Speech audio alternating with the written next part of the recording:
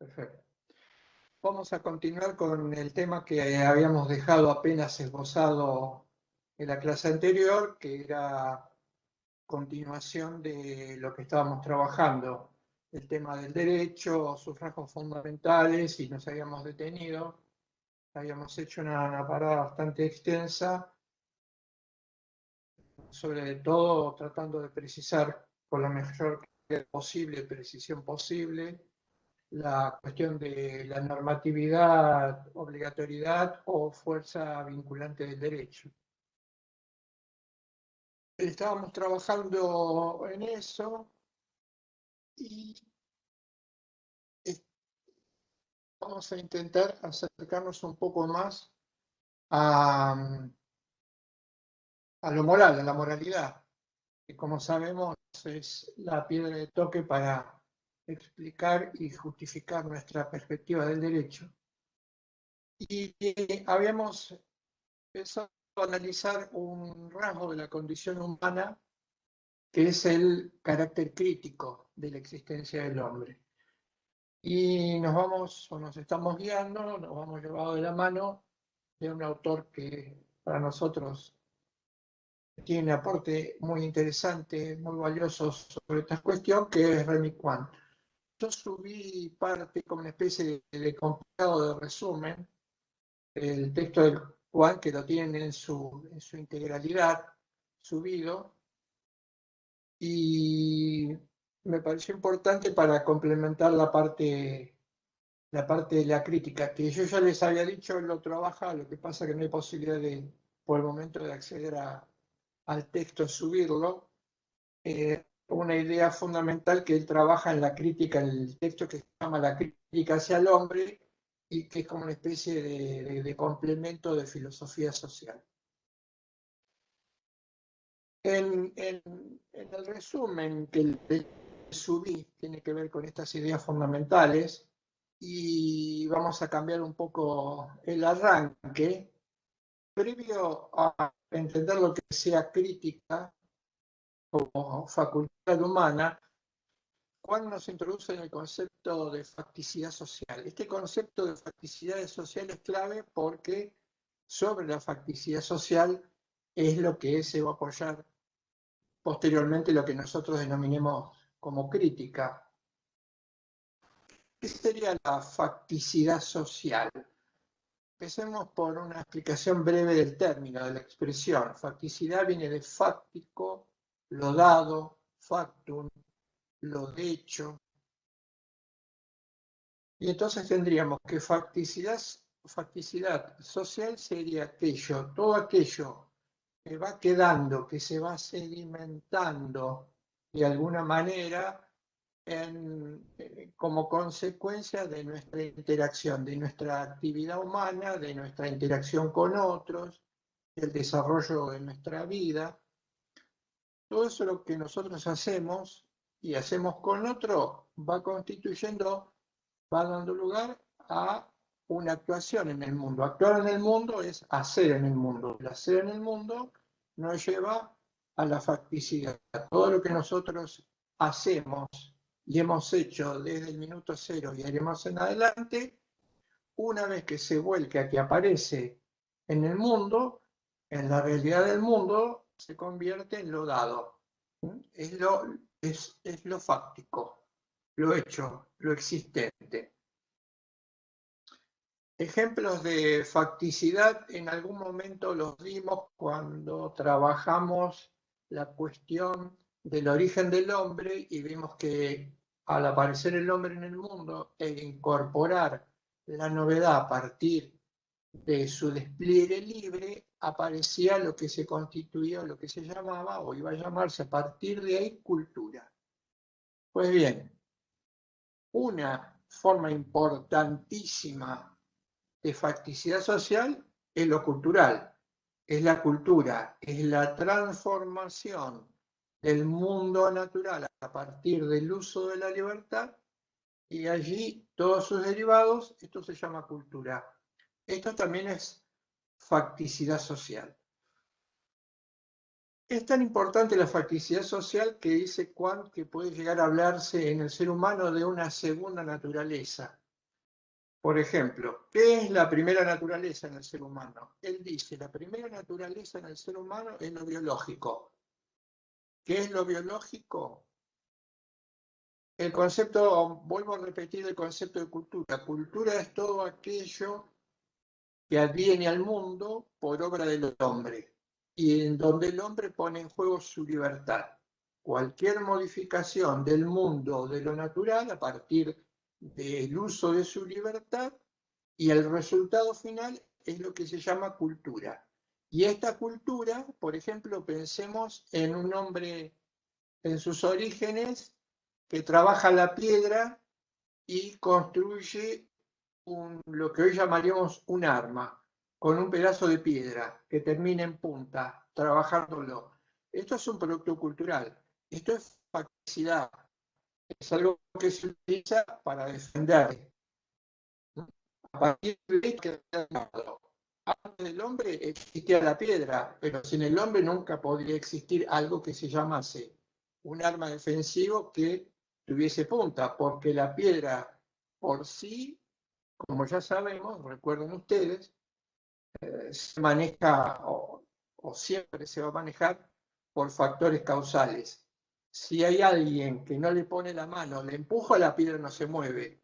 Y si se mueve por el viento, también es una cuestión cíclica que tiene que ver con un fenómeno físico, que es la energía que genera el movimiento. Pero todo esto en función de leyes causales. Si no hay viento, las piedras chiquitas no se mueven. Cuando hay viento se mueven. Si no hay, están quietas. Retomemos entonces, volvamos al tema de la facticidad y decimos, la facticidad es importantísima. La facticidad social es importantísima. ¿Por qué? Porque como decíamos, va a jugar como una especie de segunda naturaleza. ¿Y qué es la primera? Ahí retomo. ¿Qué es la primera naturaleza? Es lo que se llama la dimensión biológica del ser humano. ¿Por qué primera naturaleza? Porque todo allí ocurre, tratándose de procesos, sin la intervención del ser humano. Nosotros tenemos, ya lo estudiamos esto, nosotros tenemos un cuerpo, somos un cuerpo. Esta es una estructura corpórea. Esta corporalidad está regida, asignada por leyes biológicas.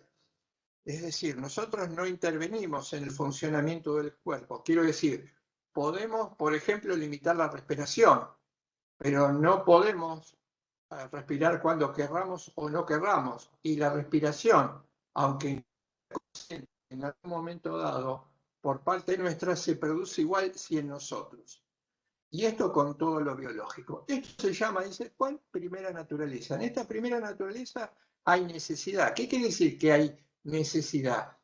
Que las cosas son tal como tienen que ser en función del tipo de proceso que represente. Por ejemplo, la digestión, la respiración, el mismo pensamiento que se apoya en una estructura biológica, es decir, en el cerebro, se da en función de lineamientos o leyes que tienen que ver con lo biológico, el desarrollo del cerebro, y en esto el ser humano está al margen. ¿Se acuerdan cuando planteamos, siguiendo a Juan, y decíamos que el hombre era social en todo? ¿Y en qué dimensión era social en todo? Y ahí separamos la dimensión natural, biológica, de la dimensión espiritual o existencial, y decíamos, en la segunda, en donde el hombre puede intervenir, es social en todo, no en la primera, en la que solo se tiene que atener a estos procesos biológicos.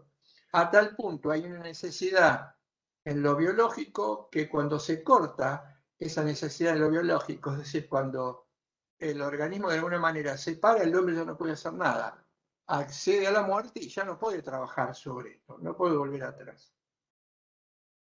La segunda naturaleza, y ahora vamos a ver por qué Juan la llama segunda naturaleza, tiene que ver con lo que usualmente denominamos cultura, comportamientos, hábitos, costumbres, modos de alimentarse, modos de vestirse, forma de relacionarse e interactuar con los demás. Esto también es una segunda naturaleza. ¿Por qué es una segunda naturaleza? Porque es el resultado, por ejemplo, las normas de comportamiento son el resultado de una solidificación de determinadas actitudes que van teniendo los seres humanos, culturalmente hablando, en algún momento de etapa histórica, y eso, una vez que se repite, se admite y se acepta, se va consolidando. Entonces, una sociedad tiene como patrón cultural específico una manera de actuar o interactuar con otros. Esto se llama segunda naturaleza, y hacemos mención a los hábitos o a las costumbres porque dice este autor, los seres humanos muy pocas veces nos damos cuenta en nuestra vida cotidiana hasta qué punto nos manejamos con ciertos automatismos, hábitos y costumbres, y la mayoría de las veces sin ser consciente de esto. Pero hay muchísimos comportamientos que hacemos de manera habitual, repetida, costumbrista, y si se quiere, entre comillas, automática, pero es real. Esto se llama hábito o costumbre o patrón de comportamiento. ¿Y qué pasa con estos patrones de comportamiento? Acá también está lo moral. Aclaremos acá, recuerden, incorporamos, pensamos, vinculamos, porque todo tiene sentido argumentativamente hablando, y decimos, acá tenemos que incorporar lo moral. Porque, ¿qué es lo moral? La moral social. La moral social son los comportamientos que se tienen o que tenemos ante o con nuestros semejantes. Nos ha venido el mundo y ya dentro de este mundo hay una serie de formas de comportarse, de actuar, de actitudes de nosotros que constituyen la moral social. Si ustedes recuerdan, y esto es importante, punto a favor, esa moral social luego se va a confrontar, se va a encontrar con lo que llamamos moral crítica. La moral social es el comportamiento, la actitud estereotipada que se repite sin cesar. La moral crítica es lo que se va a plantear, nosotros mismos nos vamos a plantear. Eso que estamos haciendo, eso que estamos repitiendo constantemente, eso que se multiplica hasta el cansancio por generaciones, ¿está bien hecho o está mal hecho? ¿Es debido o es un mero automatismo? ¿Es reflexionado o es algo que meramente hemos aprendido e internalizado, como si se tratara al estilo de otros seres vivientes, una especie de aprendizaje por el estímulo y por la respuesta? Ahí va a estar entonces la aparición de la moral social. Sigamos con el tema de la facticidad, decíamos, es una segunda naturaleza. ¿Por qué?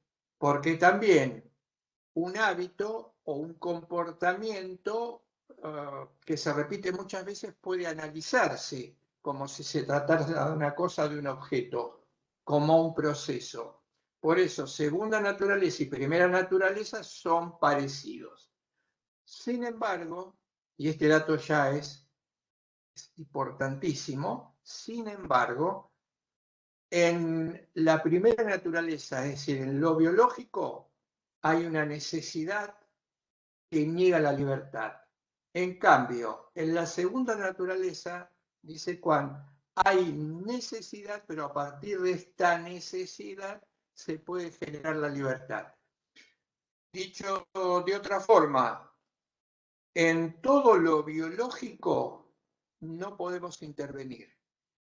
Lo biológico es como tiene que ser. Los procesos biológicos son como tienen que ser.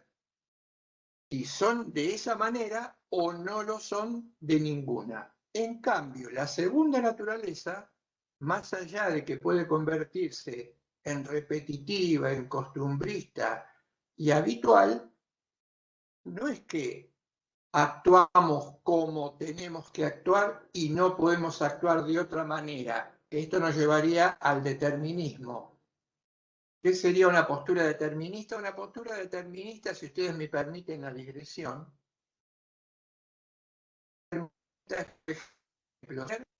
que el ser humano está regido por el destino y que el destino, que implica que ya el libro de la vida está escrito y nosotros simplemente nos limitamos a recrearlo, sin posibilidad, como si se tratara de una obra de teatro, de improvisar o de bolsillar, sino repitiendo un texto que nosotros no hemos escrito, por lo cual, si esto fuese cierto, creo que no lo es, entonces no habría libertad, estaríamos determinados, habría pura necesidad. Y este destino está vinculado con algo a lo que el ser humano echa a mano muy a menudo, que a veces reaparece, hay etapas en las que reaparece y empieza a aparecer, enmarcar el signo de la existencia, que es el tema de la astrología, el tema de los astros. Si el tema de la astrología, de los astros, fuese cierto, nosotros estaríamos absolutamente determinados. Insisto, sería como representar un guión que no escribimos y un guión en el cual no podemos decir lo que decimos porque ya está escrito, sin posibilidad de sorpresa, libertad, cambio o contingencia alguna. Esto tiene que ver entonces con la posibilidad de ser libre. Hacemos cosas, podríamos haber hecho otras. Haremos otras diferentes o haremos las que ya hicimos. Entre este juego habrá que determinar, y a eso nos va a dirigir la crítica, si lo que hicimos era lo debido. Volviendo entonces a la segunda naturaleza, dice, todo esto constituye la facticidad social. Ahora, la facticidad social es importantísima. ¿Por qué es importantísima? Y acá viene la respuesta de Juan. Él dice, porque la facticidad social es lo que le permite al ser humano, a nosotros existir con sentido. Que nuestra existencia sea, que nosotros como personas seamos, vivamos con sentido, nos dota de sentido esta facticidad social.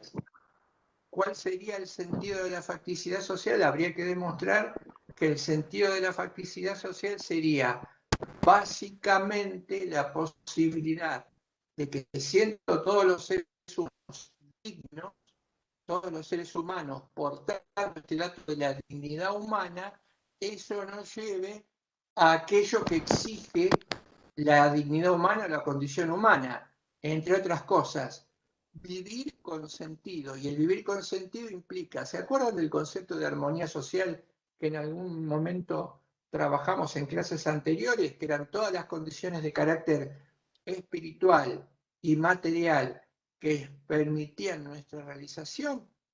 Acá tenemos entonces traspolado esta idea al texto, la canaliza Juan, y vivir con sentido es para todos los humanos la posibilidad de usar del mundo. Dice Juan, el hombre trabaja sobre el mundo para hacerlo utilizable, para hacerlo vivible. Convierte este mundo natural en un mundo humanizado. Ese mundo humanizado tiene que estar al alcance de todos. Esto tiene que ver con la dignidad humana. Quiere decir que ¿cuántos somos hoy en el planeta? No sé, arriesgo un número. Por ahí alguno lo tiene y vamos a arriesgar un número. Somos 5.000 millones de habitantes en el planeta. Esto indicaría que la facticidad del mundo humanizado y se realizado para que esos 5.000 millones de habitantes en el planeta hagamos todos de la misma manera una forma de acceder a un mundo humano, utilizable y confortable con todas las condiciones espirituales y materiales que tengan que registrarse. Esto no ocurre, tenemos que esperar entonces un poquito. Creo que no ocurre.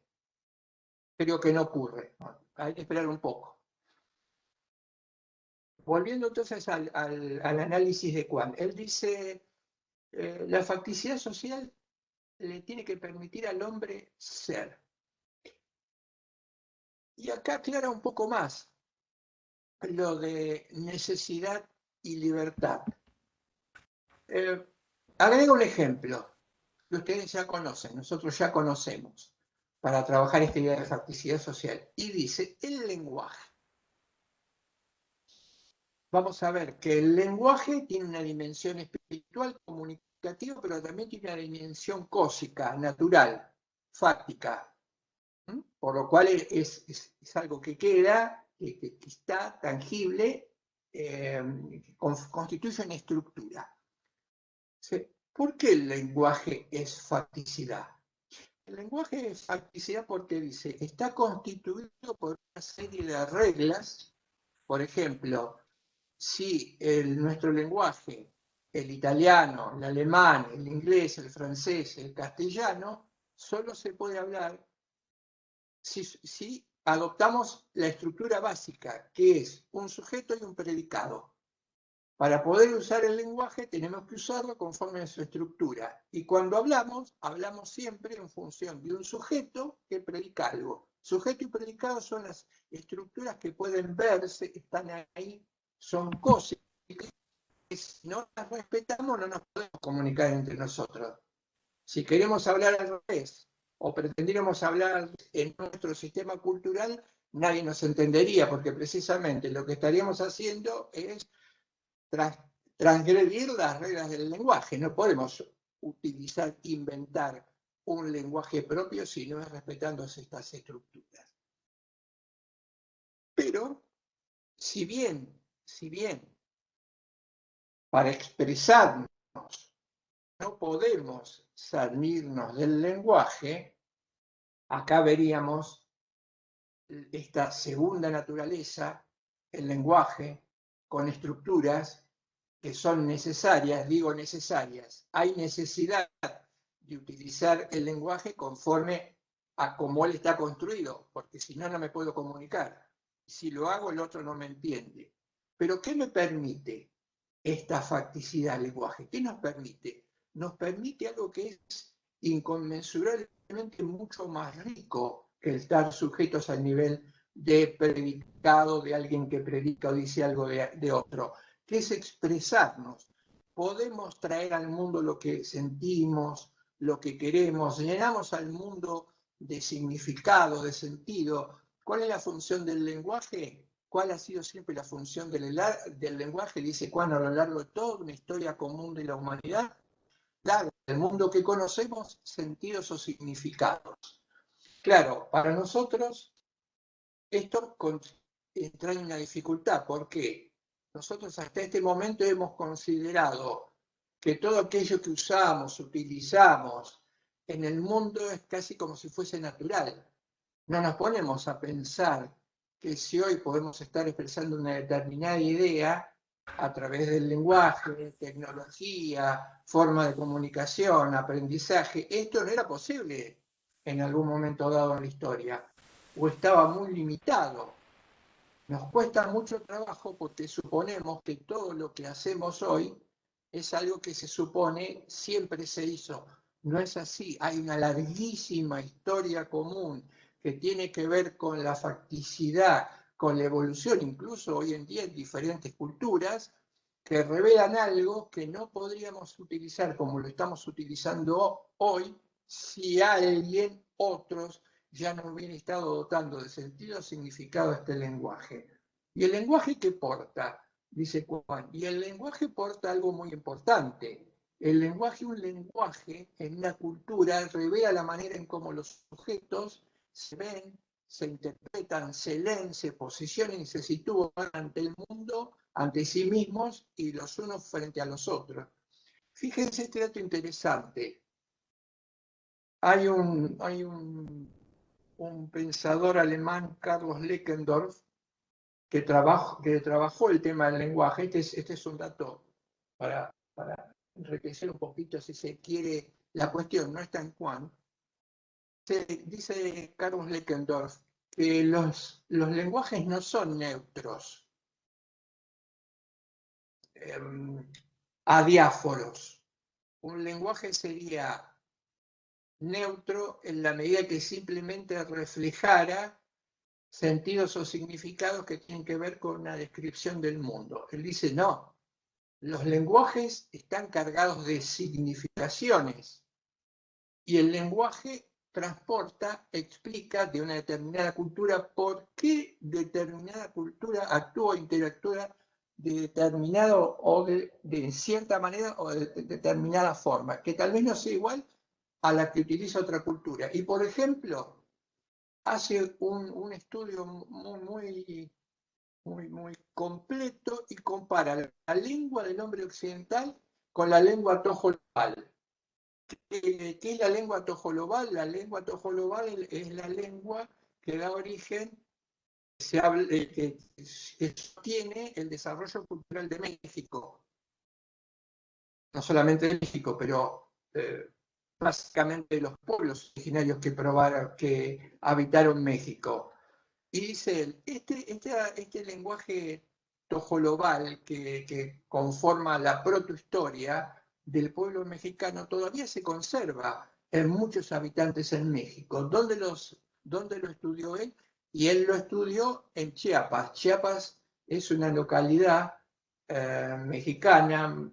eh, hay un mundo, si se quiere, hay un mundo hay una especie de inflexión en el mundo a partir de o el surgimiento de Chiapas.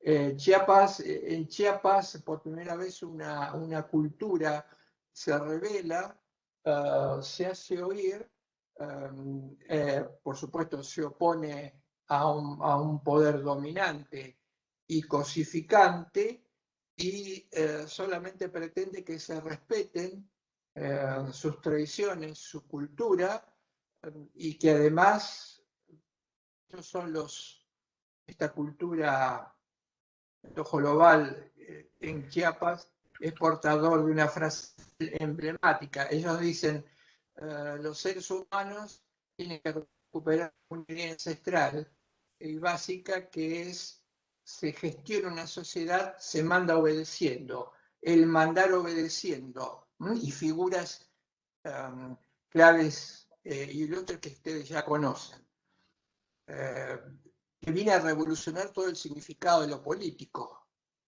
Revoluciona el significado de lo político por la riqueza de la frase. No se manda desobedeciendo a aquel, respecto a aquel que me delegó el poder, sino, dicen los tojolobales, de manera ancestral, se manda obedeciendo.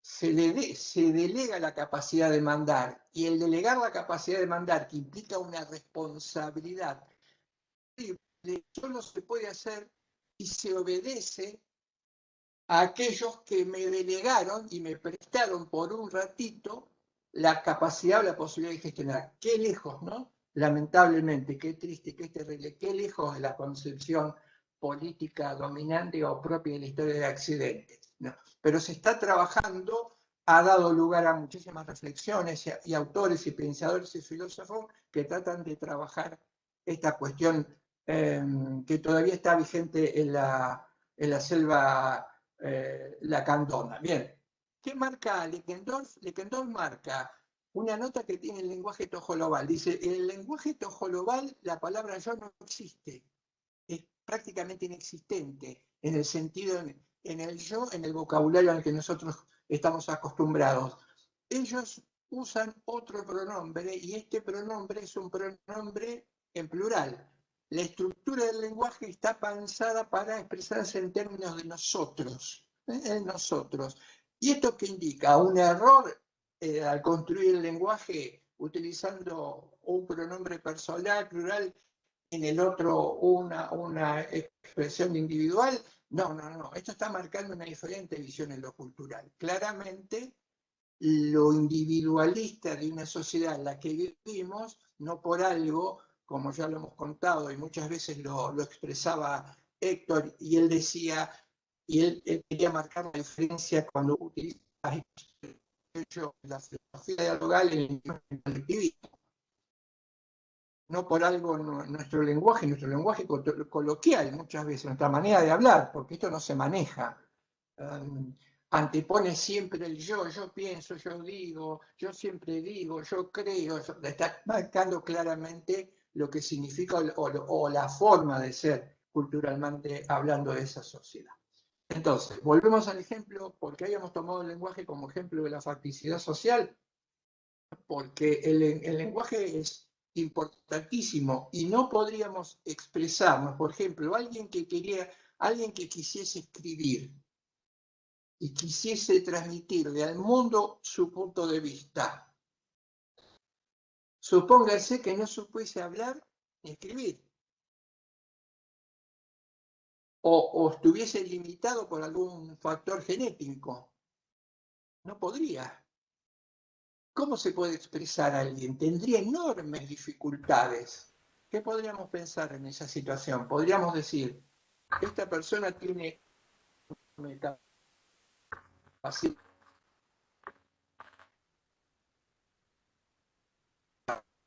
claro, le falta algo que se necesitar, y que es incorporar un lenguaje, estructuralmente hablando, para poder expresarse. Fíjense entonces, y acá Juan hace este apunte, cómo en la necesidad, o a partir de necesidad, porque no puedo expresar el lenguaje,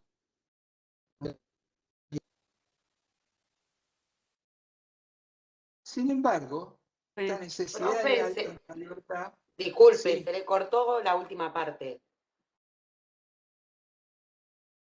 el lenguaje, el lenguaje en la necesidad, lo que Juan marca es, no se puede ser libre si, por ejemplo, no se porta esta facticidad social, que es la de tener un lenguaje. Ahora, tener un lenguaje no es una opción del ser humano. No elijo el lenguaje que quiero, no lo modifico a mi antojo, no lo creo yo mismo. El lenguaje es un dato estructural que me viene dado en función de mi pertenencia cultural. Si no utilizo el lenguaje conforme a sus estructuras, nadie me entiende. No puedo hablar,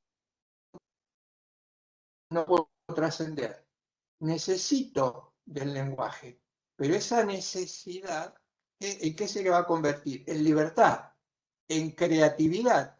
Puedo escribir, puedo transmitir ideas, puedo transmitir pensamientos, puedo expresarme, puedo comunicar pensamientos a otro. Fíjense, esa necesidad del lenguaje me lleva a la posibilidad de expresarme libremente. Ahora, esta idea no es aceptada totalmente o completamente, porque hay muchos quienes dicen, asocian la idea de necesidad a la idea de determinismo. Solo se puede ser libre si no tengo necesidad alguna. Solo se puede ser libre si en última instancia dispongo de todos los instrumentos que tengo al venir al mundo de la manera en que yo quiera. Cualquier forma de necesidad implica pérdida de libertad.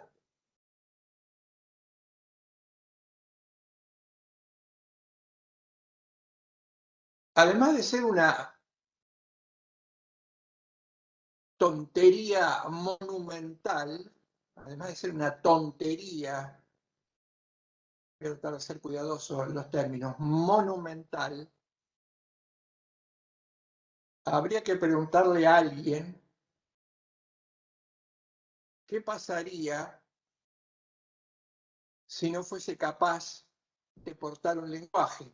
Por ejemplo, si no supiese leer y escribir, no podría expresarse.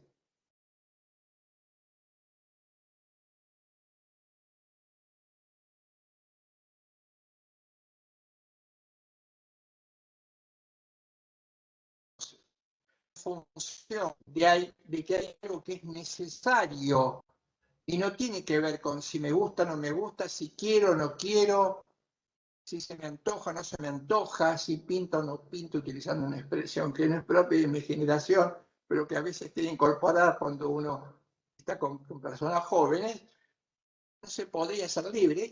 Esta tontería de suponer que ser libre implica no tener necesidad, no ser necesitado, es algo que habría que empezar en algún momento. Quienes la transmiten lo piensan y seguramente virarán si lo comprenden, porque genera vergüenza y ridículo. Vamos a volver sobre esta cuestión. Entonces, esta facticidad social ya hace existir con sentido. Ahora dice Juan, incorpora otro dato clave. Él dice, pero podría ser que a veces la facticidad no cumple su objetivo. Ya no vamos a ir acercando la idea de crítica. ¿Por qué no cumple su objetivo? Y tal vez porque la facticidad social ya no le permite al hombre vivir sentido. Le permitió en algún momento vivir con sentido, pero hoy tal vez ya no se lo permita. ¿Y cómo podría pasar esto? Quedémonos en el ejemplo del lenguaje. ¿Qué pasaría si el lenguaje, que es rígido en cuanto a sus estructuras, pero no es rígido en cuanto a la manera en cómo menciona, otorga sentido, significado, acá puede llegar a evolucionar? ¿Qué pasaría si como sociedad nosotros quedáramos atados a un lenguaje que era habitual o usual hace 4 o 5 siglos atrás? Seguramente en algún momento ese lenguaje ya no nos representaría. El lenguaje aparecería como algo que más que liberar, aprisiona, que nos condiciona, nos marca cierta forma de expresarnos ante una realidad que ya no sirve, porque esa realidad se modificó. El lenguaje sirve para significar o dar sentido, pero cuando la realidad se modifica, la realidad cambió, el lenguaje necesariamente tiene que generar términos o nuevos esquemas que reflejen, le den un sentido, un significado a eso nuevo que apareció en el mundo, producto del hombre. Si seguimos manejándonos con lenguaje que más que darle un nuevo sentido a los nuevos acontecimientos, intenten encerrar los nuevos acontecimientos, el vino nuevo en un envase viejo, entonces esto no nos permite existir con sentido. Pero también la facticidad puede ser opresiva. Esto es lo que se llama facticidad opresiva. ¿Cuándo la facticidad es opresiva? Volvamos al ejemplo que les di hoy. Si la dignidad humana solo puede traducirse en función de que todos los 5.000 millones de habitantes tengamos acceso, por ser dignos humanamente hablando, todos en igual sentido, a las condiciones materiales y espirituales necesarias para una buena existencia, entonces que grupos enteros enormes descubran que ellos no tienen acceso a lo que sí, vamos a ponerlo en potencial, tienen acceso solo algunos o unos pocos, evidentemente esta facticidad social los está oprimiendo, porque el verdadero sentido de la facticidad social es esto. Entonces, si como nos desgañitamos trabajando discursivamente en favor de la dignidad humana, este dato no se nos puede pasar por alto. El desgañitarse hablando de la dignidad humana tiene que ir de la mano de una clara comprensión de esta facticidad social opresiva. Pero además, dice Juan algo muy interesante, muy profundo, y él dice lo siguiente: al ser humano le costó mucho tiempo descubrir que la facticidad social oprimía. ¿Por qué le costó mucho tiempo descubrir que la facticidad social lo oprimía, o aunque él no lo percibía? Porque él asociaba la idea de daño, de opresión, al daño físico. Él asimilaba la idea de lo que no era correcto fácticamente hablando en función de su salud, en función de su vida o en función de un daño a su corporalidad. Entonces, durante muchísimo tiempo nos quedamos clavados a esta idea.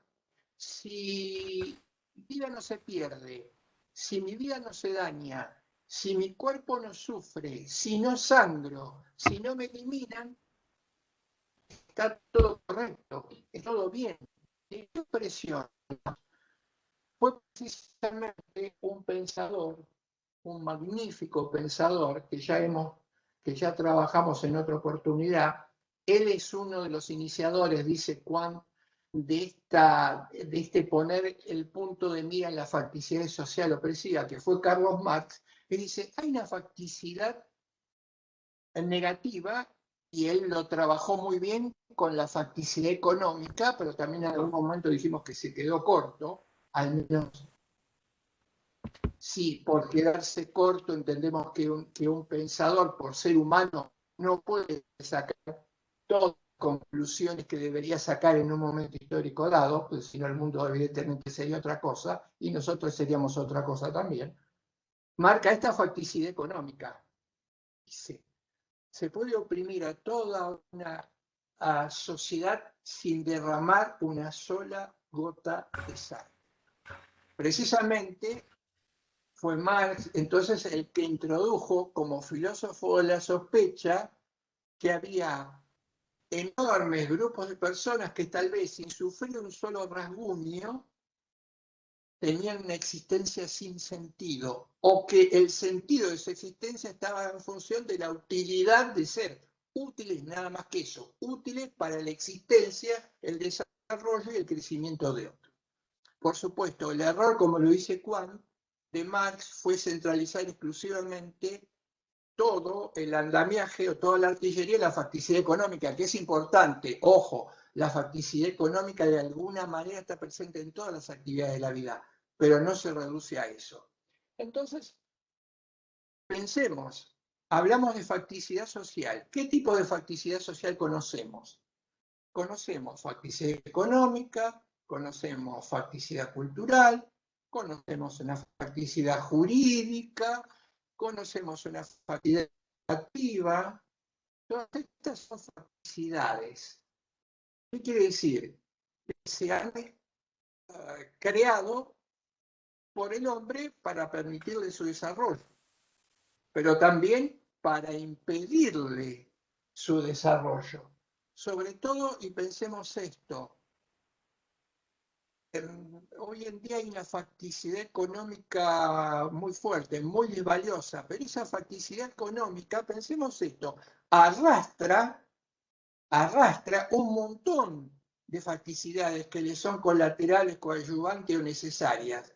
Una facticidad económica opresiva, como la que hoy soporta el mundo, salvo para algunos pocos, arrastra también una facticidad cultural, jurídica, educativa, que puede llegar a convertirse en opresiva, por lo menos si solo se utiliza para fundamentar o justificar este status quo. Vuelve Juan al tema de la facticidad opresiva y entonces es allí donde él marca esta facticidad solo puede ser modificada a partir de la acción del hombre. Veamos esto que ahora ya nos metemos en el ser de la crítica, pero prestemos atención a esto, que para mí es esencial. Él dice, tenemos que darnos cuenta de una cosa, ¿y qué es? Que la facticidad social, a la que muchos llaman segunda naturaleza, no es como la primera naturaleza visibilizada por el ser humano y destinado a tener que adaptarse a ella. Por ejemplo, hemos recibido la vida y estamos destinados o predestinados a resignarnos a tener que vivir una determinada cantidad de años, porque ahí no podemos incidir, lamentablemente. Ahora él dice, la facticidad social es otra cosa. La facticidad social es el resultado de manos humanas que le fueron dando forma. Hay algunos que hicieron ese cacharro, esa vasija, así como algunos hicieron ese cacharro, algunos hicieron esa vasija, la idea que quiere marcar Juan es que también algunos pueden deshacer ese cacharro, algunos pueden deshacer esa vasija. Esta es la idea clave, esta idea es fundamental, porque claro, si la cultura que yo absorbo, ahora vamos a ver, la mayoría de las veces acríticamente me transmite la idea de que aquello que recibo, lo recibo porque es como tiene que ser, porque es natural, porque es, y no se recuerda cuando empezó allá lejos en la historia, anula, como diría Buber, la capacidad de reversión. Porque en el fondo termino convenciéndome de que lo que es y no hay posibilidad de modificarlo, sobre todo si alguien viene y dice, ¿y sabes cuántos años que está esto? ¿Sabes cuántos años que está esto de taquito? 500 años. Esto es lo más terrible para el ser humano, que precisamente es un ser de crítica, pero como todas las cosas criticamos y no criticamos de manera, lamentablemente, y esto lo repito hasta el cansancio, no criticamos de manera automática y natural, porque si no las cosas serían de manera diferente. Primero tenemos que saber que somos seres de crítica. Segundo, en qué consiste la crítica, que ahora empiezo a comentar. Y tercero, ¿para qué sirve? Y como lo dijimos en algún momento al hablar de reduccionismo, tenemos como telón de fondo la ideología que nos dice, ya está hasta los 30 grados, siempre ha habido pobres. Con lo cual cerramos el libro y mañana será otro día. Es fuertísima la tarea de la ideología. Por de pronto hemos ganado algo al saber que la tenemos atrás, en la nuca, como telón de fondo. Y ahora vamos a ver que hay formas, una causal del gran desprestigio de las normas morales y de las normas religiosas es precisamente, dice Kuan, intentar motivar el comportamiento, la crítica para generar el progreso en función de echar permanentemente mano para explicar cualquier cosa, cuestiones religiosas. Entonces, nos motivamos, hemos utilizado cuestiones religiosas para explicar todo lo que hacemos y motivar todo lo que somos, que en última instancia se ha generado como una especie de rechazo para la cultura, no hay ningún lugar a duda de eso, para la cultura contemporánea. El uso y el abuso de motivaciones, como dice Kuan, fundamentalmente religiosas, que caminan en detrimento de las normas morales. Estamos instalados entonces ya en el terreno de la crítica. Porque, ¿qué es la crítica? Dice Kuan, la crítica es el enjuiciamiento de lo fáctico, es decir, es la posibilidad de enjuiciar lo dado, lo que está vigente, de hecho, lo fáctico. Pero inmediatamente, Kuan reflexiona y dice, pero todo lo fáctico, todo lo dado puede ser objeto de crítica, y él se plantea, ¿podríamos criticar una lluvia? ¿Podríamos criticar una tormenta? ¿Podríamos criticar un eclipse? No.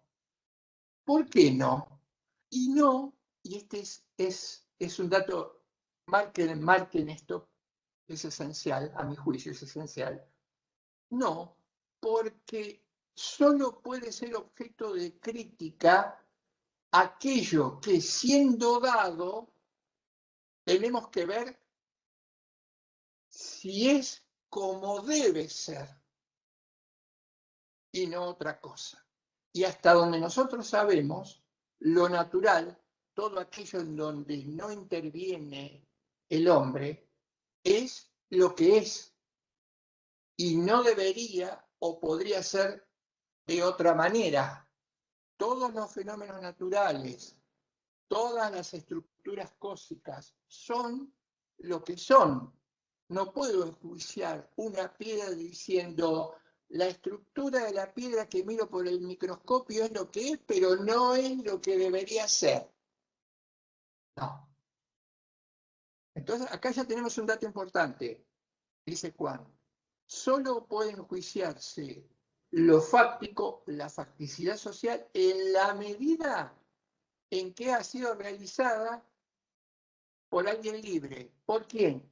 Por el hombre. Solo podemos juzgar lo fáctico, incluida la naturaleza, en la medida en que esa naturaleza haya sido intervenida por el hombre. Por ejemplo, podríamos criticar aluviones de agua en la medida en que alguien dijese, este aluvión de agua es el resultado de cortar 800.000 especies forestales en la Amazonia, lo cual implica el cambio de viento, el socavamiento del suelo, la inclinación, y que cuando llueve todo eso va a caer en ciudades o localidades. Ahí sí podríamos criticar. Eso no sería un fenómeno natural, sino sería una naturaleza de alguna manera modificada por la mano del hombre. Ahí sí, porque no es una cuestión de la naturaleza. La naturaleza no se la agarra con el ser humano. Lo que nos agarramos con el ser humano somos nosotros, que trabajamos sobre la naturaleza de una manera que no debemos trabajar y después nos asombramos, abrimos la boca y decimos qué bárbaro los fenómenos naturales, que el fenómeno natural no tiene nada, está a la mano del hombre ahí. Para no perder el hilo entonces del argumento, vuelvo a lo que dice Juan. Entonces, ¿qué es lo que puede ser objeto de crítica? Uno mismo, los demás, nuestra interactuación con los demás y lo que uno mismo, los demás, hacemos en el mundo. ¿Por qué? Porque esto implica que podemos hacernos responsables. El ser humano es el único que puede hacerse responsable en función de ser libre de aquello que realiza. Por lo tanto, yo le puedo decir a alguien, mirá que estás haciendo lo que no deberías hacer. Y solo esto lo puedo aplicar de mí mismo. Reflexiono, a ver, Carlos, no estoy actuando como debería actuar. Y soy responsable de no estar actuando como debería actuar. Y soy más responsable si yo facto no modifico mi manera de actuar a fin de emparejarla con aquello que supongo, ahora lo vamos a ver, ahora llegamos a esto, debería ser el modelo para actuar que hoy no estoy llevando adelante, no estoy llevando a cabo. Entonces, enjuiciamiento de lo fáctico. ¿Y por qué queremos criticar? Vamos a otro dato importante. ¿Por qué queremos criticar? ¿Qué se supone que hacemos con la crítica? Dice Juan, nos lanzamos, me gusta la frase, porque él dice, nos lanzamos al ruedo de la crítica con el afán de cuestionar lo que hace otro. Pero, ¿qué es lo que suele ocurrir o qué es lo que pasa actualmente? ¿Qué es lo que nos pasa actualmente? Para enjuiciar algo, se supone que tenemos que conocerlo. Si yo quiero enjuiciar un libro, se supone que tengo que saber o conocer el libro, que es un dato fáctico, que es una cosa, que es un objeto, que contiene múltiples significados y sentidos. Tengo que saber a qué se refiere el que escribe el libro, la materia sobre la que él escribe. Pero, y esto no sería una novedad, y tal vez sería algo obvio, pero no por ser algo obvio y por ser una novedad no lo estamos haciendo constantemente. ¿Qué nos ocurre? Nos ocurre que en la mayoría de los casos enjuiciamos lo fáctico dado sin tener a veces casi ningún conocimiento acerca de aquello que estamos enjuiciando. Esto es lo que Juan denomina la crítica inmotivada o el rechazo. ¿Vieron aquellos que dicen no conozco pero lo rechazo? O sé que no conozco pero lo rechazo. O sé que no conozco y lo que digo no tiene comprobación alguna pero lo rechazo. No, familiar, ¿no? Me resulta familiar. ¿Esto no nos resulta familiar? Esto, por supuesto, de crítica no tiene absolutamente nada. Juan habla a veces de crítica irrespetuosa, crítica inmotivada o simple rechazo. Estamos hasta la cabeza de gente que critica lo fáctico sin tener absolutamente ni siquiera el más mínimo conocimiento empírico de lo que está criticando. Esto es también que tenemos que poner de telón de fondo para no, primero para no repetir ese molde. Uno podría pensar, nunca se sabe lo suficientemente sobre algo. Sí, el conocimiento, la información absoluta, dice la teoría de la decisión, es imposible. Si los seres humanos tuviéramos posibilidad de acceder a la información de manera absoluta, todas las decisiones serían racionales y nunca nos equivocaríamos. Esto no puede pasar. Ahora, lo que no debería pasar y pasa constantemente, lo contrario. El rechazo por el rechazo mismo.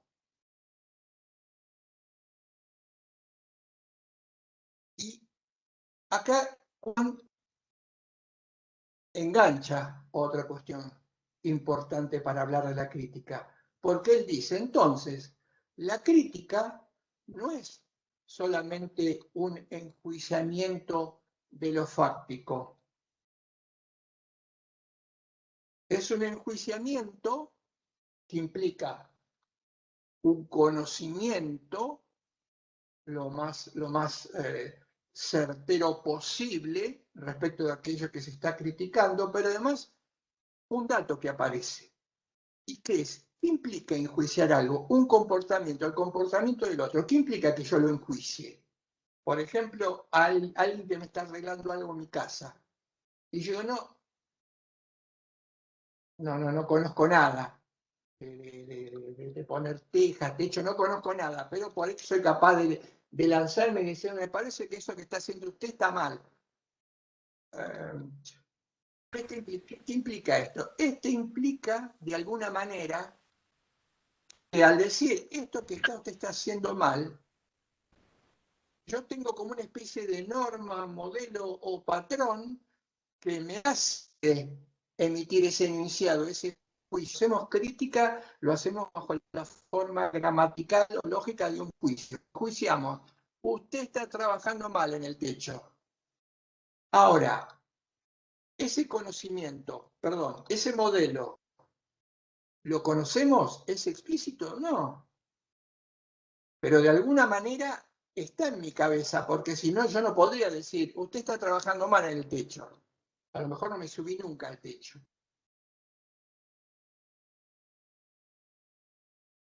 Sin esto, la crítica no sería posible. Y supongamos, y esto es lo que habría que hacer, por ejemplo, cuando alguien nos enjuicia y somos conscientes de que es un enjuiciamiento de rechazo, ¿podría explicar los motivos, las razones por las cuales usted no está de acuerdo en lo que yo estoy haciendo y me dice que está mal? ¿Cómo habría que hacerlo?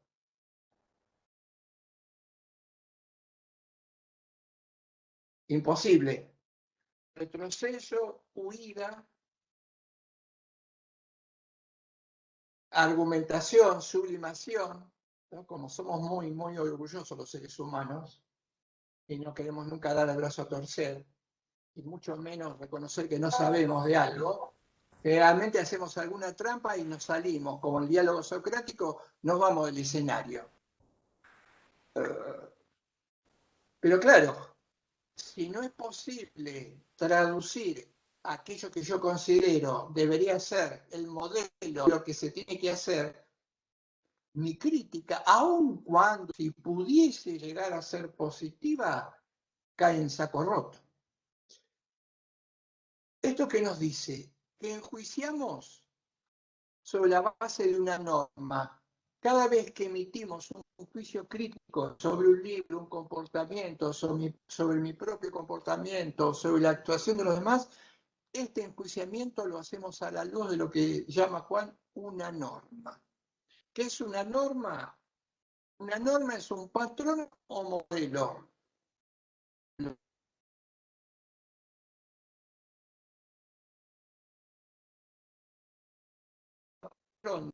Una norma que indicaría cómo debería comportarse en esa circunstancia. Fíjense, acá agrega Juan algo interesante. Él dice, ¿y vamos bien, Analia? Sí, hubo algunos cortecitos, Carlos. Por ahí te sugiero que te quedes más quietito frente a la cámara. Bien. Espera que me voy a poner un cinturón, me voy a atar al... Es difícil, pero por ahí, Soy muy movedizo, nada más que cuando doy claro, clase, pero nada más que cuando doy es clase. capaz Me de un contiene el aula, me contiene los contornos físicos del aula y el pizarrón, pero acá no tengo ni poquitito pizarrón más ni aula, así quietito que con el frente al bien, micrófono y a la cámara. perfecto, perfecto. Les decía entonces, cuando criticamos a otro, y acá hay que tener en cuenta dos cosas, puntualiza Juan. Primero, si criticar implica hacerle saber que no estamos de acuerdo con lo que está haciendo, esto nos va a llevar a otra exigencia, porque yo no le podría decir a alguien, pongamos un ejemplo, yo no le podría decir a alguien al que no conozco mucho, me parece que en tu comportamiento, en tal situación, en tu ámbito familiar, no estás actuando bien. Por dos motivos. Primero, porque tal vez el motivo de mi crítica sea que a mí me gustaría o desearía que todos actuaran conforme actúo yo, puertas adentro, en mi casa. Pero lo más importante es que para criticar, el otro tiene que estar obligado respecto de mí mismo. ¿Qué significa que esté obligado? Yo puedo criticar un comportamiento del otro, en tanto ese comportamiento sea un comportamiento debido hacia mi persona. Por ejemplo, un acto concreto respecto a mi persona no se está comportando como debe, pero porque el otro es mi amigo y se genera un deber, una obligación de respeto, de fidelidad. Ahora, yo no puedo criticar al vecino en función de un comportamiento que no le puedo exigir porque él no está obligado a llevarlo de ninguna manera. Esto también lo hacemos habitualmente. ¿Mm? Solo puedo exigir a partir de la crítica respecto de un comportamiento cuando al que le dirijo la crítica está obligado respecto de mí mismo. Pero además, y este es otro dato importante, cuando criticamos, generalmente, por supuesto, que como yo te critico a vos, así cualquiera que viese la misma situación te criticaría de la misma manera. ¿Qué quiero decir con esto? Acá ingresamos al mundo de la crítica o de las normas y decimos que las normas son intersubjetivas. Está por supuesto que si yo le digo, usted se está equivocando, yo estoy diciendo, usted se está equivocando y cualquiera que lo viese le diría lo mismo que le estoy diciendo yo. Por eso decimos, suponemos que las normas son compartidas por todas, que son válidas intersubjetivamente hablando. Jamás se me ocurriría la crítica decirle, esta crítica es para mí. No sé otro, no sé qué dirían los demás, no sé qué es lo que habría que decir. A mí se me ocurre que está bien o que está mal. Esto no tiene asidero en la realidad, en el factum de nuestra interacción. Cada vez que criticamos, damos por supuesto que esta crítica no solamente es válida para mí y para a quien juzgo, sino válida para todos los demás. De hecho, las normas solo pueden ser válidas en la medida en que son intersubjetivas. Y en la medida en que se enjuicia algo, se supone que tiene una validez para todos. Y acá hay un dato interesante, Supongamos, lo plantea Juan, supongamos que alguien diga, esa crítica solo es válida para vos y para este sector, pero no es válida para mí y para este otro sector. Por lo tanto, tu crítica y su enjuiciamiento estás equivocado, es relativa.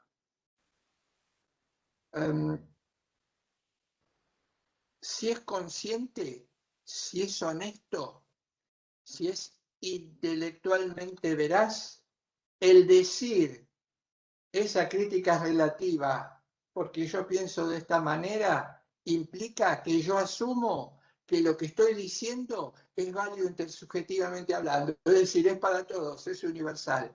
Y si así no fuese, tengo que abstenerme de emitir crítica. Lo voy a repetir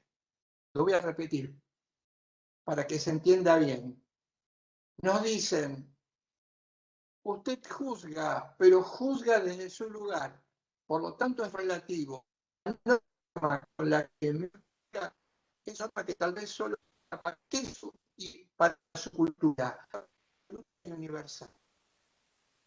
Fíjense que lo dice, si es honesto intelectualmente, está suponiendo que lo que está diciendo es o debe ser compartido por todos los demás. Es decir, está anulando la primer crítica de que su punto es relativa. Nadie dice, esto es para mí. Y si así lo hiciere y no quisiera ser contradictorio, generar lo que se llama en lenguaje, filosofía del lenguaje, una contradicción pragmática, debería abstenerse de emitir toda crítica, cosa que en los hechos o en la realidad no. Entonces, tenemos enjuiciamiento a la luz del fáctico de la norma. Y acá vamos a detenernos en la norma porque esto es interesante. Nosotros sabemos que, ¿qué sería una norma? Una norma sería también algo fáctico socialmente hablando. La norma, cuando se elabora, empieza a formar parte de una facticidad social. Una ley. ¿Qué es una ley? Un pedazo de papel, un papel escrito. Entonces, ¿qué es una ley que puede contener una norma? Es facticidad social. Es un hecho. Las normas de comportamiento que se repiten, que un sociólogo analiza. ¿Cómo puede un sociólogo analizar los comportamientos y establecer normas? Porque se repiten. Porque dentro de una amplia gama, un amplio espectro, son siempre los mismos. Un sociólogo puede analizar una norma como un biólogo o un botánico analiza los procesos de crecimiento de una planta. Porque es algo cósmico, solidificado. Pero, dice Juan, cuidado, no es pura facticidad social una norma. Una norma, y acá incorporamos otro dato fundamental, una norma, como cualquier expresión de la facticidad social, ha sido elaborada por un ser humano con cierta intención o cierta intencionalidad. Incorporemos este rasgo. Todo lo que los seres humanos hacemos, lo hacemos con cierta intencionalidad. Es decir, buscando atribuir o descubrir sentidos o significados. No somos robots, ni somos meros procesos, ni somos leyes de la causalidad caminando.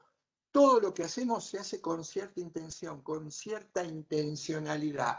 En consecuencia, si bien las normas técnicas, sociales, jurídicas, morales, religiosas, pueden ser o se convierten en facticidad social, solo sirven en la medida en que sigan reflejando la intención con que se las elaboró. Veamos un ejemplo que da Quad. Él dice el lenguaje. Un lenguaje de una cultura puede ser o tiene relevancia si es un lenguaje que esa cultura habla. Pero supongamos, veamos el ejemplo de las denominadas lenguas muertas, que son lenguajes que ya nadie habla, que hablaba una cultura hace muchísimos siglos.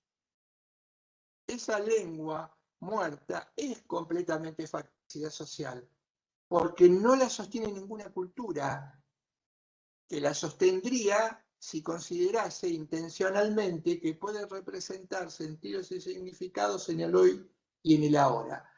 Las lenguas muertas, que son objeto de estudio, nos pueden revelar cómo vivía una cultura hace miles de años, ya son facticidad social esclerotizada, porque no las mueve la intencionalidad ni de ninguna persona ni de ningún grupo.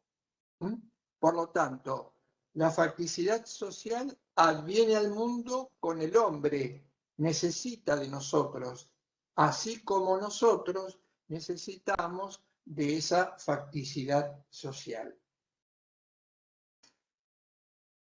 Y decir que enjuiciamos en función de ciertas normas, y acá recuperamos, por eso decidí hacerlo de esta manera, el concepto de crítica para que se entendiese mejor, que ya lo había postulado en los primeros minutos de la última clase. Acá entonces aparece algo importante. Si enjuiciamos y lo hacemos a través de una norma o criticamos, esto significa, ¿se acuerdan? Krinein, verbo griego que significaba separar. Cuando criticamos, separamos de lo fácticamente dado, toda la facticidad social, la cultura, o por ejemplo una ley, o por ejemplo un proyecto educativo, o por ejemplo un comportamiento moral, y separamos lo que tiene sentido de lo que no lo tiene, lo que tiene valor de lo que no lo tiene. Entonces dice Juan, la norma sugiere que para juzgar eso tiene que ir de la mano con la existencia de valores. Solo se puede criticar, solo se enjuicia en función de la existencia de valores. No habría normas si no hubiese valores. Y con las normas lo que hacemos es calificar valorativamente algo como con sinsentido, sin sentido, como valioso o disvalioso. ¿Por qué? Si esto se entiende y ustedes recuerdan en algún momento cuando hablamos de los filósofos del diálogo y hablamos de López Quintás y su teoría del conocimiento y su teoría de los ámbitos, López Quintás nos prevenía cuando hablaba de ciencia y filosofía, era es decir, que conocemos, o que el conocimiento es simplemente una radiografía, una descripción de lo que se nos presenta, de lo fáctico, de lo que se nos aparece. Simplemente escribir. El conocimiento es simplemente describir. ¿Y qué dice la ciencia en este sentido? Describir implica no valorar. Describir, conocer, implica no enjuiciar. El conocimiento es un juicio sobre lo empíricamente dado, que rechaza, no admite o considera completamente superfluo e inútil una valoración al mismo tiempo. Esto es lo que nosotros rechazamos. Nosotros decimos, decía López Quintás, esto es imposible. Es imposible, porque cuando conocemos y describimos, y sobre todo describimos un objeto empírico, siempre lo hacemos desde un lugar con determinadas herramientas, con determinados equipos, y esto ya es un juicio de valor. Y esto ya implica valorar. Y dirigirnos a determinados objetos para conocerlos también implica un juicio de valor. Preferir conocer un objeto a conocer un objeto B también indica una valoración. Y utilizar un objeto A, describirlo y conocerlo a través de la ciencia para luego convertirlo en un elemento de la técnica, también implica, aunque no lo queramos admitir,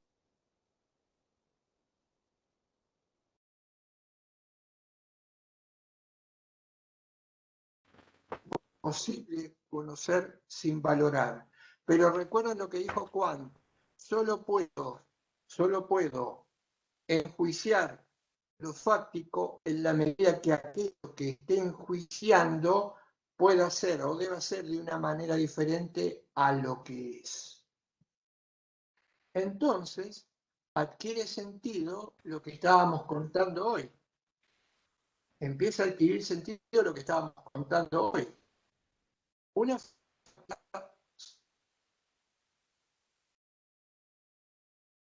Carlos, se sí, cortó. que juzga. ¿Se cortó? Sí, ya 2 veces se cortó. A ver, ahora. Arranco Sí, entonces. sí, que tiene sentido la explicación. Ahí. Bien, entonces,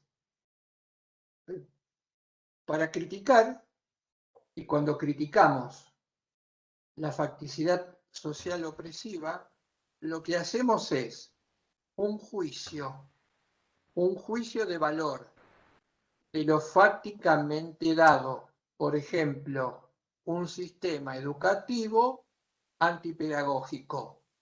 Pero no nos limitamos a describir la estructura del sistema educativo antipedagógico. Lo que hacemos es decir, este sistema antipedagógico, antieducativo o antipedagógico es negativo, es disvalioso. ¿Por qué? Porque debería ser de otra manera a la que es.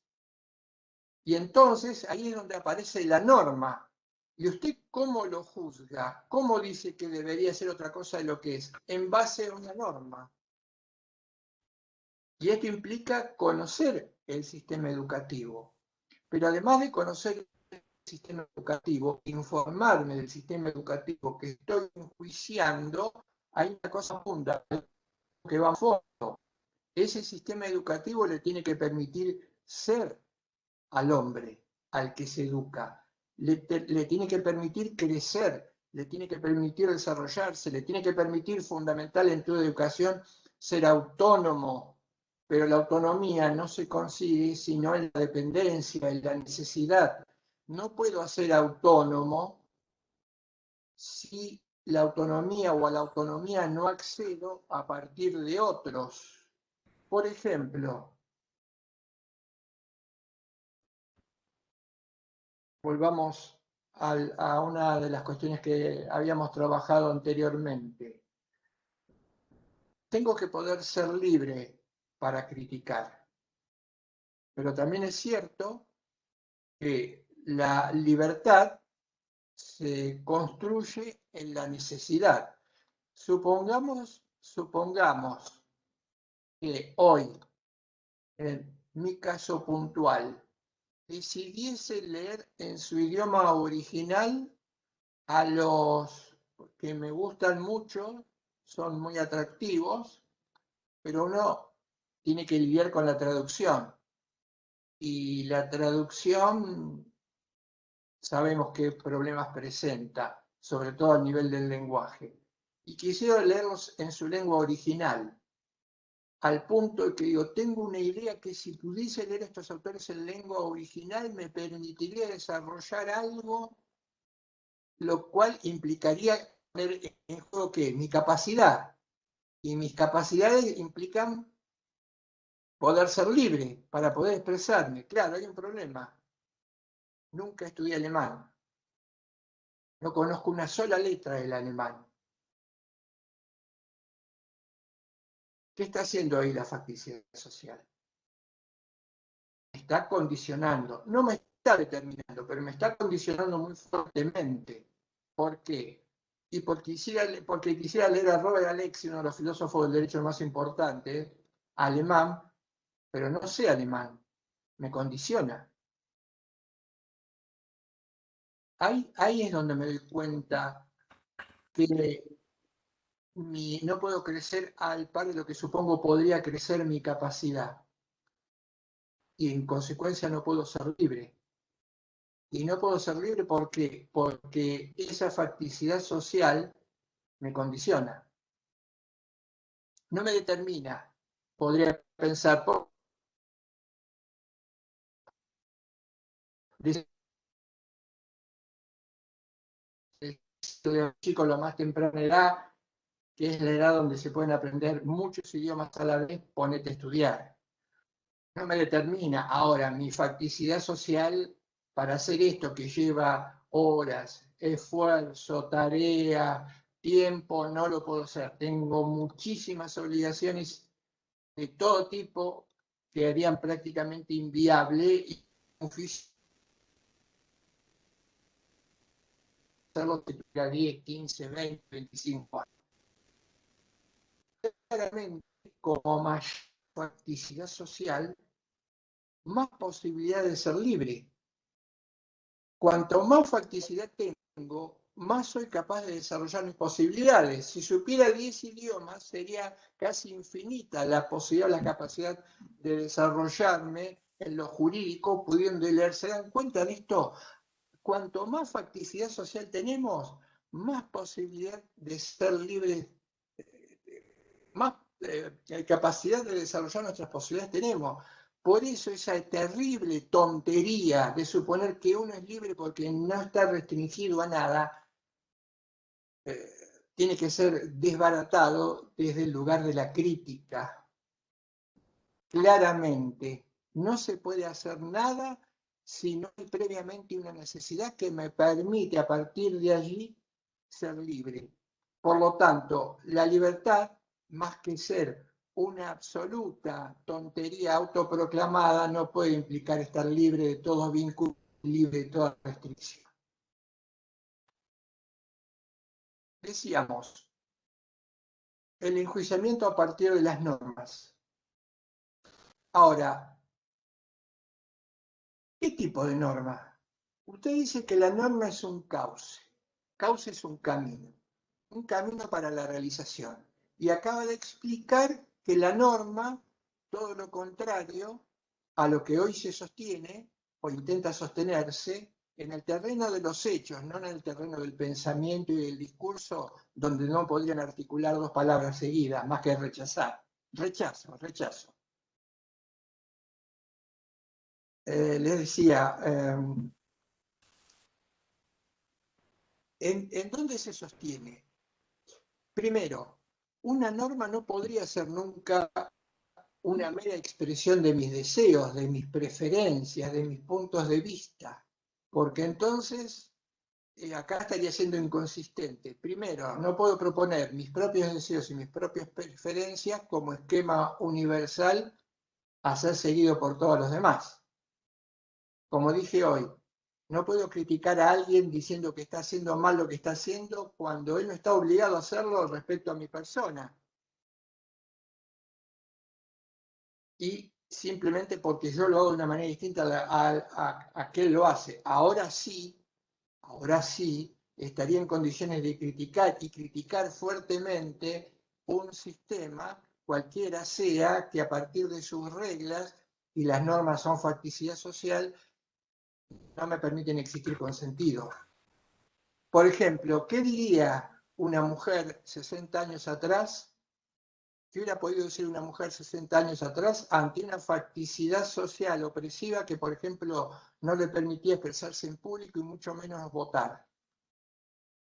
Aunque para muchas esto era lo que no importaba, un accesorio.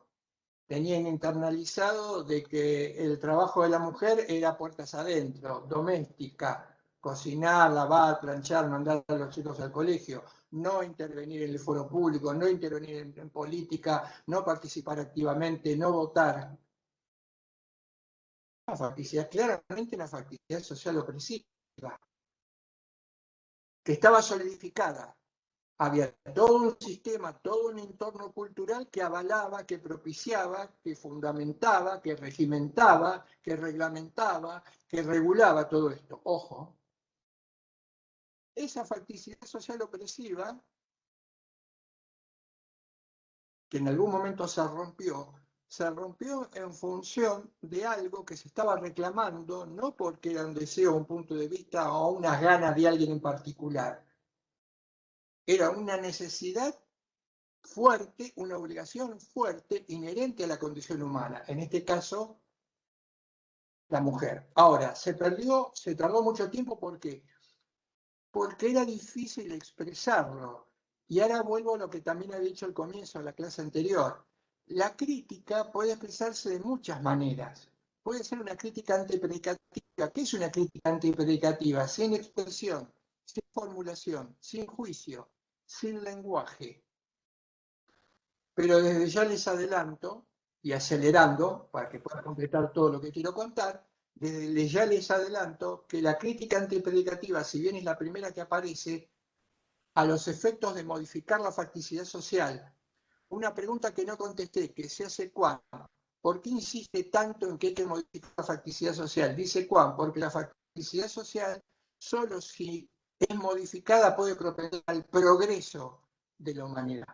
Si no es modificada, si no la tocamos nunca, porque ni de costado nos parece que nos oprime, porque no vemos, no vemos que perdemos sangre, entonces nos parece que no nos pasa nada, que la facticidad social es excelente, inclusive aunque podamos comer, vestirnos, estar abrigados, más profunda la cuestión, no la modificamos.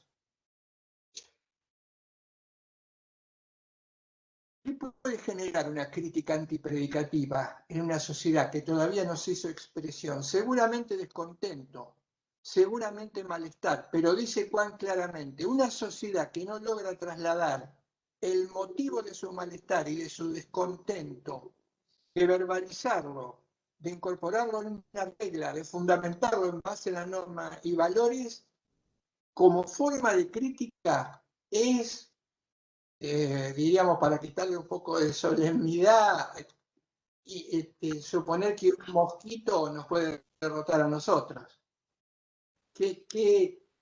No, obviamente un millón de mosquitos. ¿Qué puede hacer un mosquito que intenta picarnos en una pieza con la luz prendida y con el ray? ¿Qué puede hacer un mosquito? Cosquilla nos hace. No existe, no tiene entidad. Dice Juan, precisamente el poder establecido lo que intenta hacer es evitar que las personas adquieran capacidad de crítica en función del conocimiento de la facticidad social que tienen y a partir de allí poder elaborar juicios respecto de la misma. Claro, porque entonces es fácil, es todo fácil para el poder. Manipularnos, hacernos querer que los déficits, lo peor de todo, y algún día descubriremos cómo romper esto, lo peor de todo es que nos hacen creer que la facticidad, perdón, nos hacen pensar que lo que nos oprime en el sentido amplio de la expresión, en el sentido amplio de la expresión. La opresión tiene muchos matices. Por supuesto, no es lo mismo una opresión a nivel de las ideas que una opresión a nivel de no tener nada para consumir, por supuesto. Pero son formas de opresión. Nos hacen pensar que esa opresión, ese descontento, es algo que tiene que ver con mi propia persona. Que de alguna manera yo soy el causante, el origen del problema. Que los demás no lo comparten, que los demás tienen cuestiones o problemas completamente o absolutamente diferentes. El origen del problema del descontento soy yo. Por lo tanto, la solución a ese problema, a esa carencia, a esa dificultad, a esa falta, a esa ausencia de medios, etcétera, etcétera, etcétera, solo se puede ganar si yo emprendo individualmente la búsqueda de mi objetivo. Y allí está la batalla ganada. Porque claro, ¿qué fuerza puede alguien? Se me ocurre pensar, siempre trato de pensar analogías espaciales. ¿Qué problema me puedo hacer? Vamos a suponer, en ejemplo, inventemos, no es real, es ficticio. que tuviera 20 habitaciones en mi casa y tengo un mosquito en cada habitación, ¿qué problema me voy a hacer si los mosquitos están aislados y están pensando que la única manera de no morir es picarme a mí? Voy pieza por pieza, le hago así, tic, con el dedo, le tiro el ray y los eliminé. Cuando nos demos cuenta, en algún momento nos vamos a dar cuenta, que lo que nos genera descontento a nivel global no es una cuestión que tiene que ver con nuestra propia individualidad, nos dejaremos de dar golpes en el vacío intentando resolver las facticidades opresivas de manera individualmente y nos agruparemos socialmente hablando, pensaremos socialmente hablando y generaremos una crítica predicativa. Esta crítica predicativa expresada con palabras es una crítica fuerte. Esta crítica sí pone en tela de juicio, hace dudar, hace tambalear y ha hecho tambalear a los poderes constituidos a lo largo de toda la historia. Y hoy sería un momento ideal para intentar recrearlos. Crítica predicativa. ¿Qué están haciendo ustedes en la facultad, chicos, chicas? En la facultad están aprendiendo facticidad social. ¿Qué facticidad social? ¿De qué facticidad social me habla? Están aprendiendo reglas. Facticidad social. Están aprendiendo normas. Facticidad social. Tendrán que aprender, además de esto, que esa facticidad social es asumida por cada uno de ustedes de manera personal. Si bien la facticidad social de las reglas nos afecta a todos, cada uno de nosotros asume de manera personal esa facticidad social. Esto quiere decir que esa facticidad social se puede asumir o se asume, de hecho, muchas veces de manera diferente. La facticidad social se asume personalmente. El juicio lo hago yo. Yo juzgo, dice Juan. El juicio no es colectivo. La crítica no es colectiva. El juicio arranca de uno. Muchas modificaciones en el mundo, para bien, se han hecho a partir de uno o unos que fueron generando y percibiendo o dándole voz a ese descontento. Luego, como dice Juan, luego se puede haber convertido en un eslogan, todos repetimos lo mismo, pero en algún momento, como dice Luypen, y lo marcaba muchas veces Negri en sus clases, él decía, Luypen arma una plástica del conocimiento moral, dice, hay un genio ético que en algún momento descubre que la injusticia no es lo adecuado. Explotar a alguien 24 horas no es lo adecuado. Es más o menos esta imagen plástica. Pero además ustedes tienen que ser capaces de efectuar un juicio crítico sobre esta facticidad. No les enseñamos facticidad o no deberíamos enseñarles facticidad social para que se limiten simplemente a describirla. Se tienen que saber responsables, se tienen que saber protagonistas de esa facticidad social. Y si se saben responsables y si se saben protagonistas, saben que un responsable, que un protagonista tiene que intervenir, tiene que actuar, tiene que meter las manos en la masa. No la vieja idea del jurista estereotipado que lo único que hace es describir reglas. Eso no es nada. Eso es ideología a nivel de la ciencia del derecho, decía Negri. El juego de ponerme a describir reglas no sirve para nada. La labor del jurista tiene que ser otra cosa. Tiene que criticar las reglas. Pero para criticar las reglas hay que conocerlas.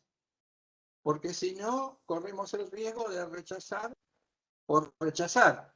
Entonces, para criticar la facticidad social, tenemos que conocer, tenemos que tener información. Por eso yo creo, y esto es simplemente un punto de vista individual, particular, lo trato de transferir, pero yo creo que para juzgar, para proponer el derecho, y por eso me he abocado, hay que conocer dónde se originó.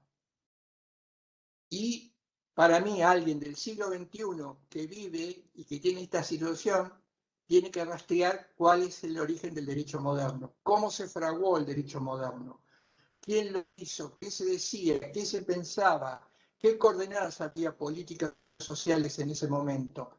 Solamente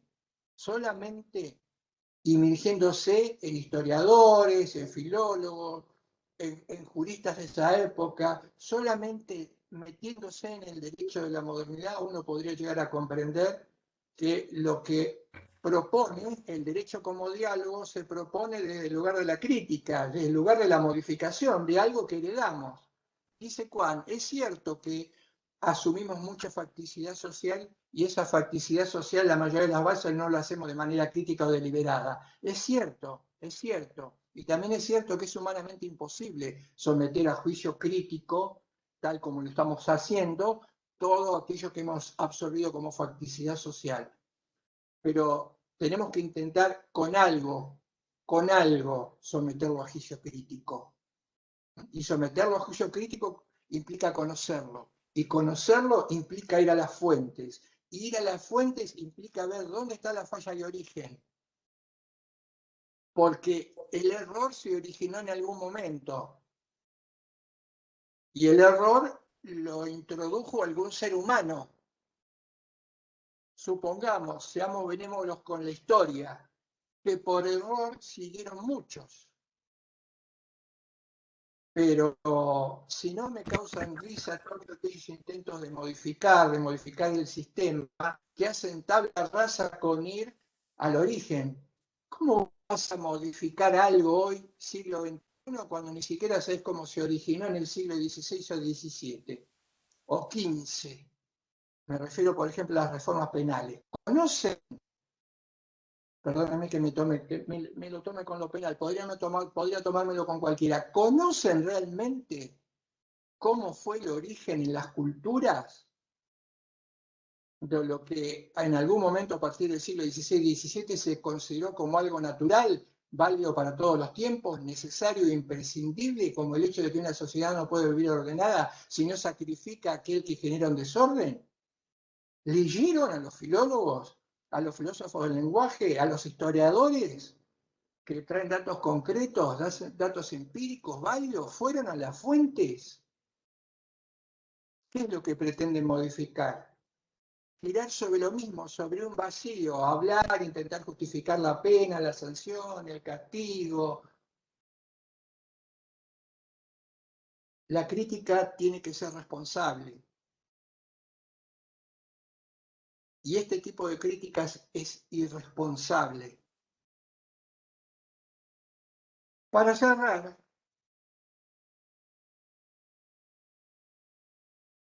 y porque cuando uno anticipa o adelanta algo, dice algo, tiene que tratar de no olvidarse después hacer alguna referencia, y yo en mi caso no me olvidé, les dije que el análisis que hace Juan desde la crítica como actitud del hombre es un análisis general, omnicomprensivo, holístico, que abarca muchas dimensiones del ser humano. Pero a mí me parece que podría servir también para explicar puntualmente lo moral, que es lo que estamos tratando de conocer y de estudiar para entender bien el derecho.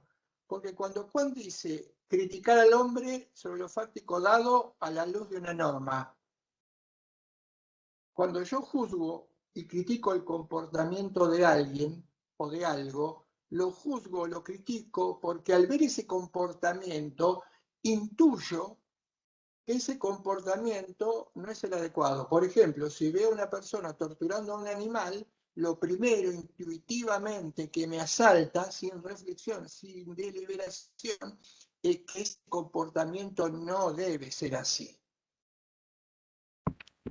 Estoy sintiendo que, estoy siendo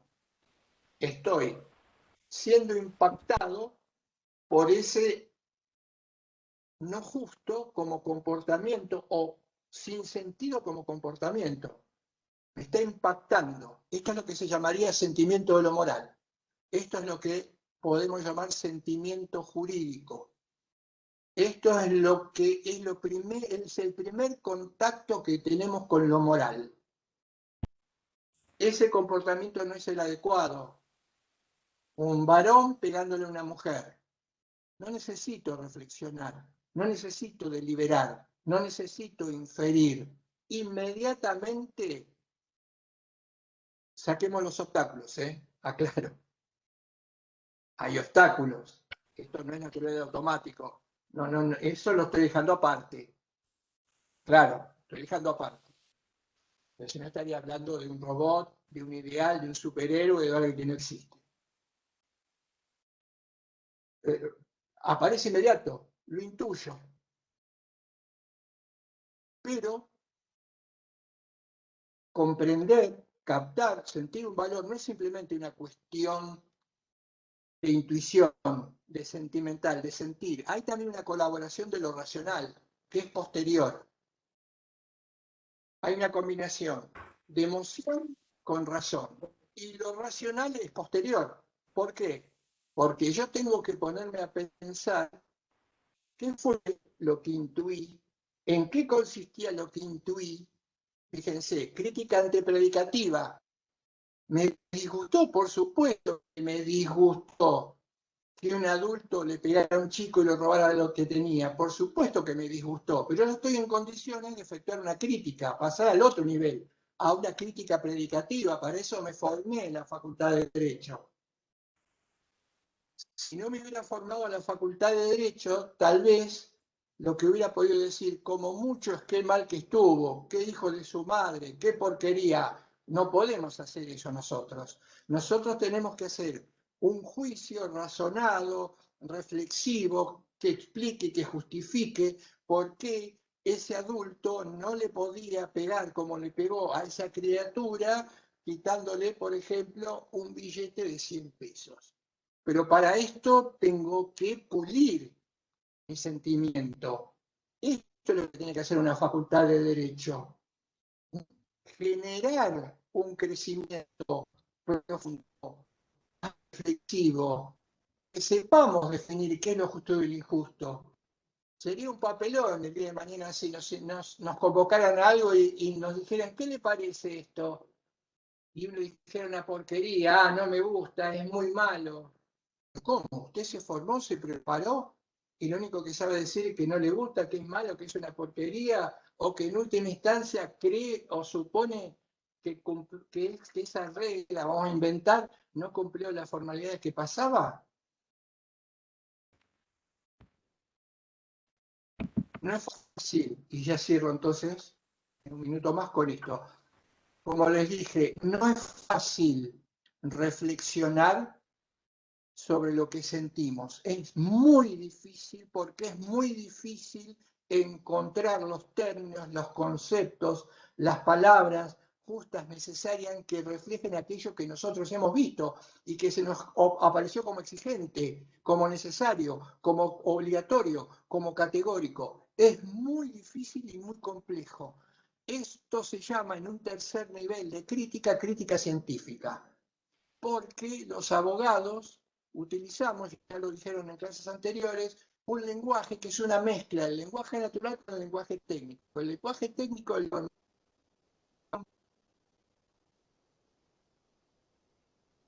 manejamos quienes estudiamos cuestiones como esta, disciplinas normativas, como lo ético, como lo jurídico, etc.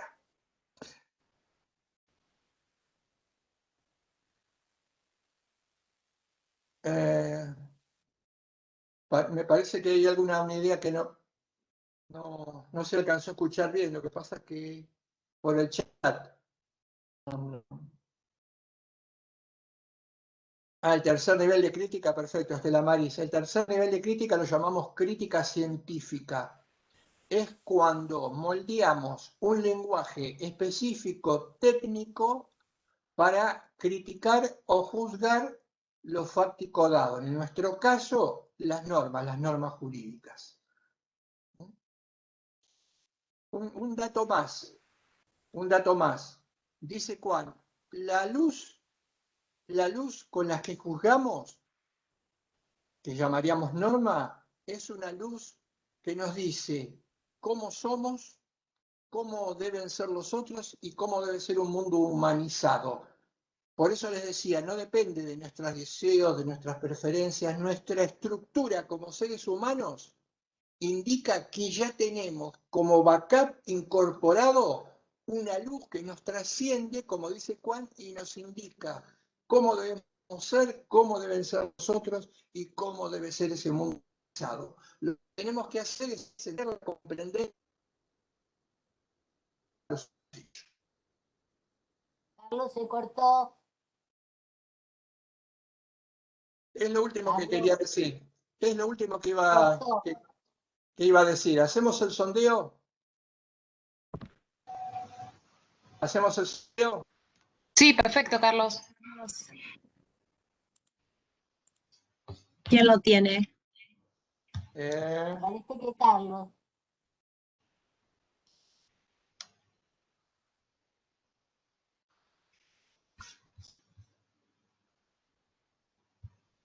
No me aparece a mí. Espera que voy a reclamar.